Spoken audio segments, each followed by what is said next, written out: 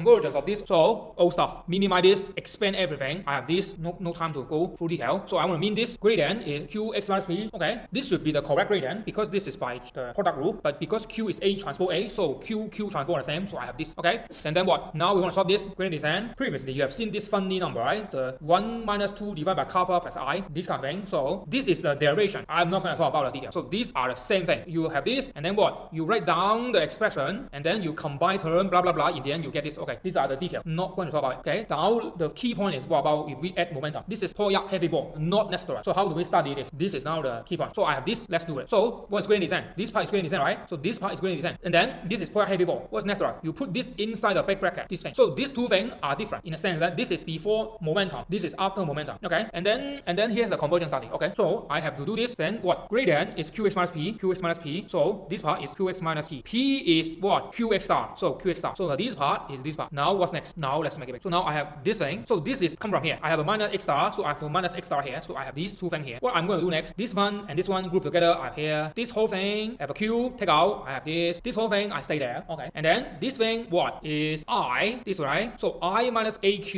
I minus aq. X stay there. This part now is interesting. I need to create an x. So xk minus x and xk minus 1 minus x. This means minus the minus. So this term, this part go here. This part go here. Okay. Now I have all this. This is xk. This is xk. I can combine them. There's a beta I here. So there's a beta here. So now I have this thing. So now this is the starting point. And this part is now not trivial. What is this? This is delta on k minus 1. This is delta on k. This is what? Delta on k minus 1. So I stack them in a matrix form. So this is a difference between the k plus 1 and the k term, and I make it in a linear system form. I do this. So I have now a matrix T, which is parameter of alpha and beta. I write it in this form. This guy only what? Only related to other things. So therefore there's 0 here. Okay. So therefore I have this particular expression. What I'm going to do, very easy. Norm this is norm this. I want to show this as smaller. I show this guy smaller than 1. Then done. So that's the general idea. Okay. Then what? Now I have this thing. I norm this part. It's the same as norm this part. Okay. And what is this thing? This thing is I repeat this again. I get another T. And then I repeat this again. I get another T. I repeat many times. I have T, a bunch of T. Okay. And then this whole long chunk of thing is a bunch of matrix. Multiply together is a matrix. By this I split them. So now I have a bunch of them. And I actually replace them again by this again. So I have a bunch of them. If I use the constant alpha and beta, all of them are the same alpha and beta. So basically this is the same matrix power k times. So now I have this. And now I replace this name as zk. And this is z0. Then now everything become compact. I just need to show this thing smaller than 1. Yes. So how do I show this smaller than 1? Okay, these are details. How do I talk about this? So first you need to know characteristic equation, eigenvalue, and if you see this high school, okay, and these are easy. But there's also a numerical analysis thing is this k time is smaller than the radius. That means the eigenvalue of t plus a very small thing, power k. This is a name. Okay, we don't talk about it too much. Okay, then this is now the idea. So I want to bound this thing. Why? Because I have this thing. If this is smaller than 1, then multiplying number smaller than 1 eventually becomes 0. When it becomes 0, it means this converge. So this is what I want. So I want to show this is smaller than 1. I want to show this is smaller than 1 because it will converge. I want to show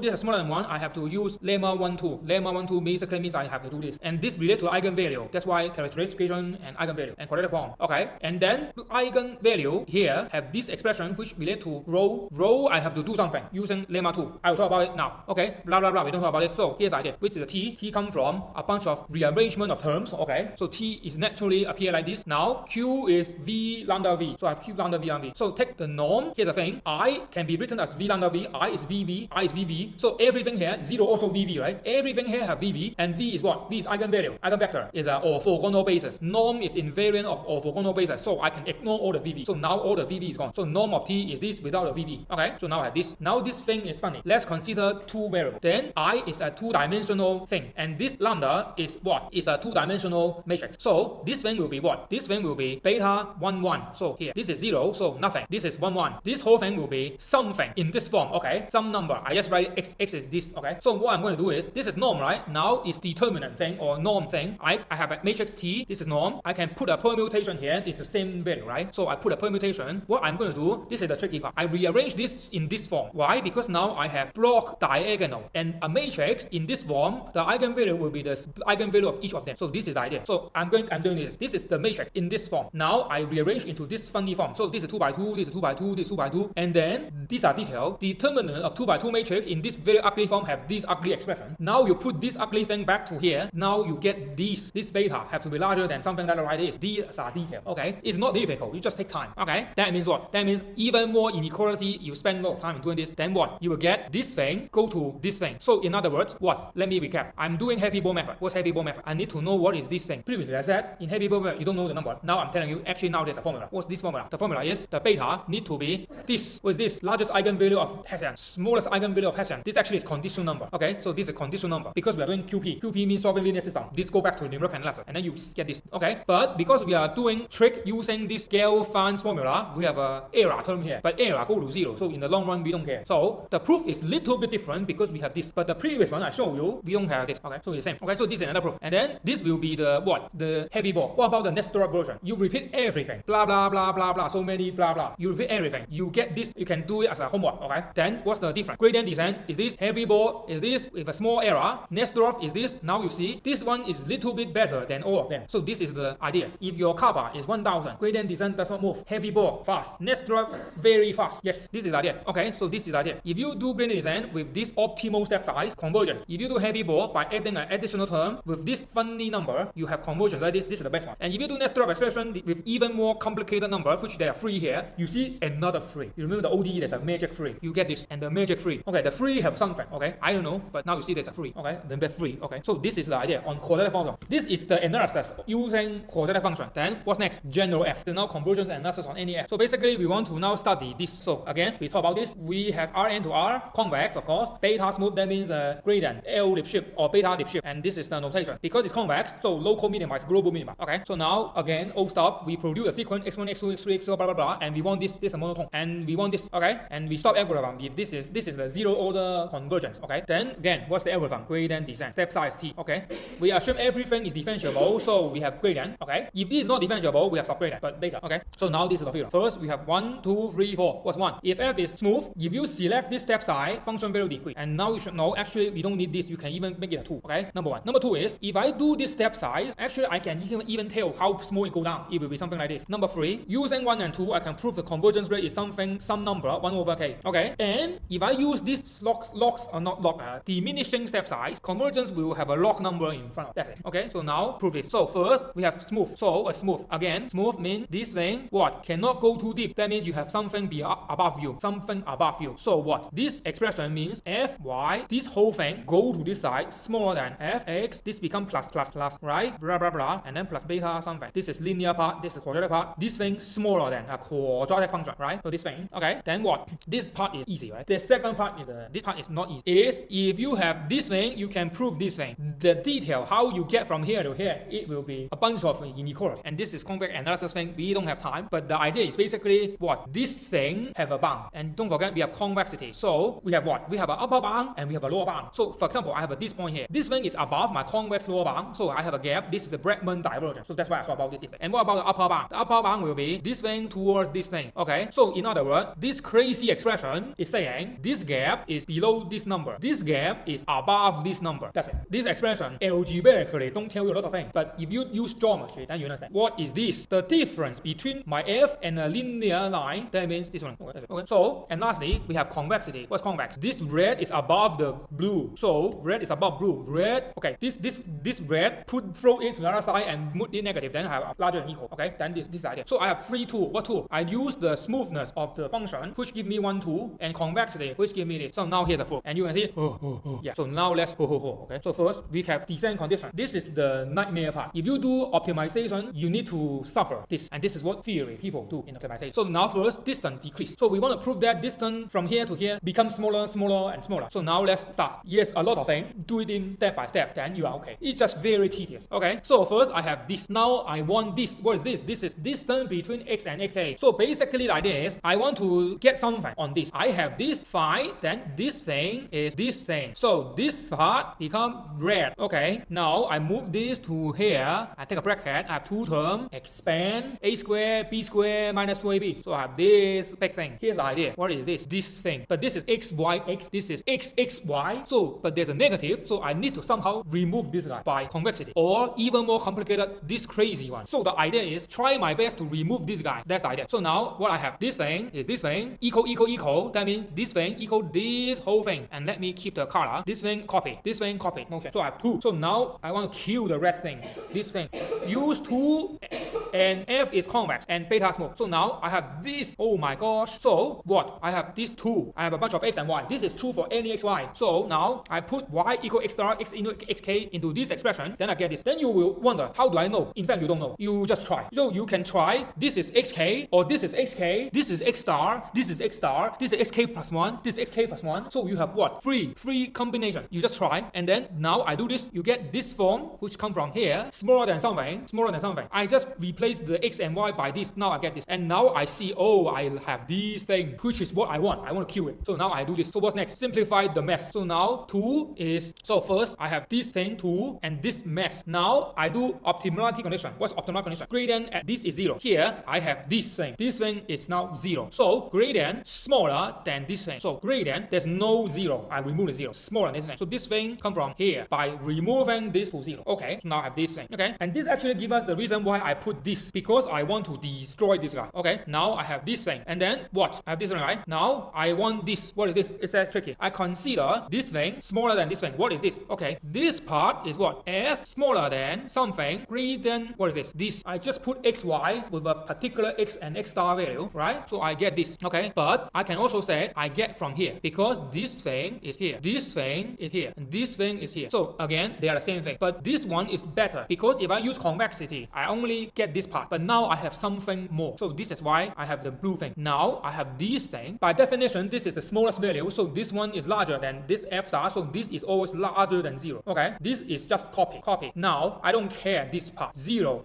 smaller than this thing. This one. Then what? Put this to this side. I have this. Oh my gosh, I do so many things. It's just because I don't like this guy. Now you see, I don't like this guy. There's a minus red thing. Now finally I have a minus red thing. I can replace this by this, and this thing can combine with this. Oh, that's why. See? So this red thing here become this norm. This is smaller than negative. Okay, so now we have this red thing. This is what? This thing. This whole big thing. This is what I don't like. Now I have expression. Now replace it. I have this. Ooh, this is gradient. This is gradient. Combine. I get this. So now this big thing means distance, new distance, smaller than old distance, some number, norm. Good. This is always larger than 0. If I can prove this thing is larger than 0, it means update point getting closer than before update. That's the proof, right? That's what we want to prove, right? So I want this whole thing to be larger than 0, which gives me this. So therefore, that's why step size, this give this. That's because if this is true, this whole thing is larger than 0. I don't care. So I don't care. Then that's the proof. So this is the theorem 1. Theorem 1 is if your function is convex and smooth, that means how steep your gradient can be at most beta amount. You just take the 1 over this amount. Always take this step size. I don't care, is this really constant? You can change the number, but as long as this is true, your function value update will make sure xk getting closer to the true solution. Okay, this is the idea. Number 1. Number 2, I want to prove an even more ugly thing. So number 1 is what? Number 1, theorem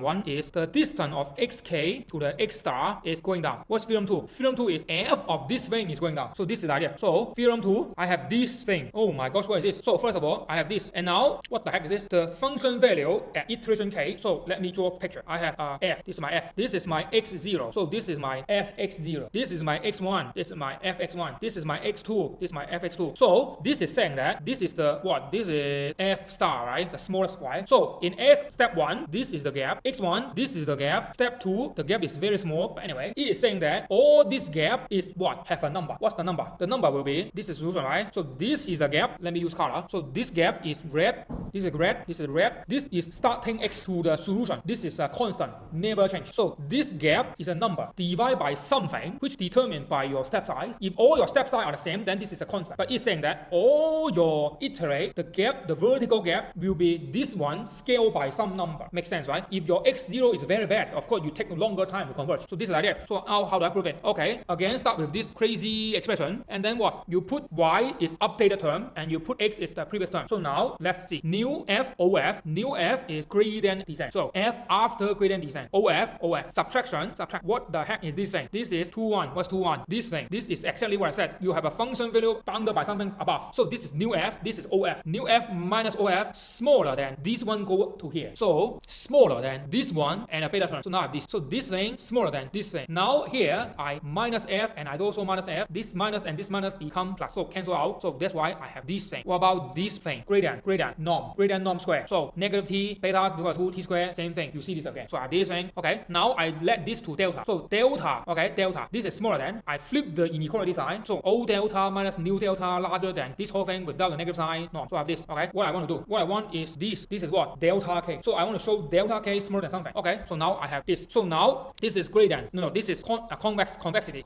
Then here's now the starting point. This is what we have start. I want to do something to bound this guy. So this is gradient. Okay. I take norm. So I have this. What is this? Delta k, right? And of course I take square. So now I have this. Why I am doing this? Because I have something gradient square. Now I have gradient square. Gradient square larger than this thing divided by this. So I have this thing. Gradient larger than previous f distant to x. Now you see why I'm doing this. This is something on f. This is step size. This is something on gradient. All I want is what? F distant on x step size. So I have to destroy gradient. So this is what I do. I do this. Now I have this. Plug it to star. Then I get this thing. Now you see it's starting getting closer to what we want. Distant on f. Distant on x. This is also distant on f. So I just want to move thing and then to make it look like the theorem. So now what I do? Theorem 1. This is the idea. What? If my step size is this, xk is getting closer. So xk is closer to solution than starting point. Then 1 over is larger. Okay. Then this whole thing is larger than this one. Replace k to 0. Now I have this. Why I do this? Because this is changing in k, but this is now constant. It's a number. I don't care. Okay. So good. So now I have this thing. And then what? Divide. I have this, right? So I have to put here. This part is mathematics. This part is tricky. So what I'm going to do is divide this by k and k minus 1. Yes, this part is not easy, but now we will see why. If I divide it, so this thing become harmonic different. This one, I will have a fraction that looks like this. Okay. And this one is not 3. Because this thing is this thing, which is this thing, because this one descends, so this one is larger. So this thing is larger than 1. Larger than 1, then this bracket can be removed. So that's why I can ignore this. This is tricky. Purely just mathematical inequality check. So now I have this whole thing. This is, okay. Then what? Now I am getting closer to what I want. I just need to make sure this is flipped. So what I'm going to do, telescopic sequence again. So 1, 2,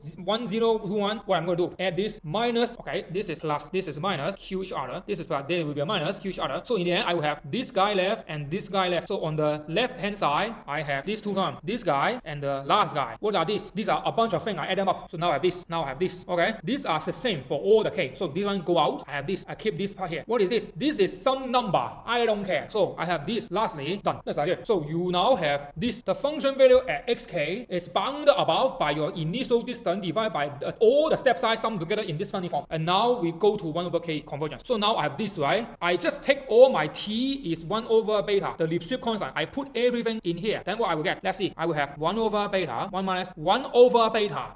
Cancel with the beta. So this is a half. So this thing become what? And this is what? K times. So this thing become k. So this is k to beta. Fraction of fraction. So 2 beta initial distance divided by k. Gradient descent converge in this speed. So this is how we prove convergence. These are just what I said. Okay. So this means what? This means if you have gradient descent, if you plot the f and k, you see this line. You now can tell how fast this line should behave. What? Here's the trick. Because we have this formula. In computer programming, you can even predict is your coding correct. Because you have this formula. So when you have starting point, you have a starting point f0. Okay. You don't know what does it look like. Okay. You don't know. But now you know. Why? You have this. You also have this. Right? Of course, we don't know. This means solution. If we know this, we solve the problem. Right? Why we solve optimization. So we don't need this. So this is constant. But you know this thing. What is this? Some number divided by k. Okay. So in the end, this thing is just something like this. So in other words, you have this thing. You can find the slope, right? You can find the slope, right? If this slope does not look like this, that means your code is wrong. That means if you see something like there are multiple possibilities. Number one, either your code is wrong, or actually really your function is so bad that the conditional number is so bad, so it really looks like this. I'm not saying this is wrong because if you zoomed it in, maybe if you zoom it in 1 million times, then it looks like this. Yeah, it's possible. So that's why to make this better, you plot log scale to make the thing better. This is why I talk about plotting in different scale. I forgot yesterday or 2 days ago, but you know what I mean. So this is why it's important. So these are theorem. And then what's next? Now, suppose due to some reason you do this. This is a very classical in stochastic gradient. Stochastic gradient is that you don't know how to tune step size because you don't know the 1 over beta. Then I just do this. Then what? This is true for any step size. So you put t is 1 over k, and now you have this funny expression. I skip the detail. So this will have you will have what? You are going to have this, right? Something like this. This is harmonic mean or 1 over. I don't remember the detail. Then this related to log, and then you will have this. This is the what Stirling approximation of log. I don't remember the detail, but that's the detail. Okay. Then what's the difference? The difference is you still have the k in the below, but now on top you have a log. So that means 1 1 over beta step size is just this with a bunch of number. 1 over k step size will be a bunch of number, but now you have the beta here. At the same time, you have a log here. This guy increase slower than this, so don't worry, this still go to 0. Okay, so that's the idea. Okay, so you may also wonder, what about if I do the back step size? I do exact line search. It works. Why? Because exact line search is always better than 1 over beta. Then of course this works. Okay, algorithm stop. If this is true, then you say this is 10 per negative 9. So you can even guess how many times you need. So suppose I want this, then I have this. I don't know this. Yes, this because I don't know this. Doesn't matter. I just take it as a constant. Then what? This is what I have. I now change this to subject. So now I get this. And how many steps I need to reach a particular precision? Okay, I don't know this. Doesn't matter. So it will be what? 2 divided by epsilon times a bunch of numbers. So that means you need this number of steps. So in other words, if you want error this big, you need this number of steps. Yes, because these are making the number bigger. This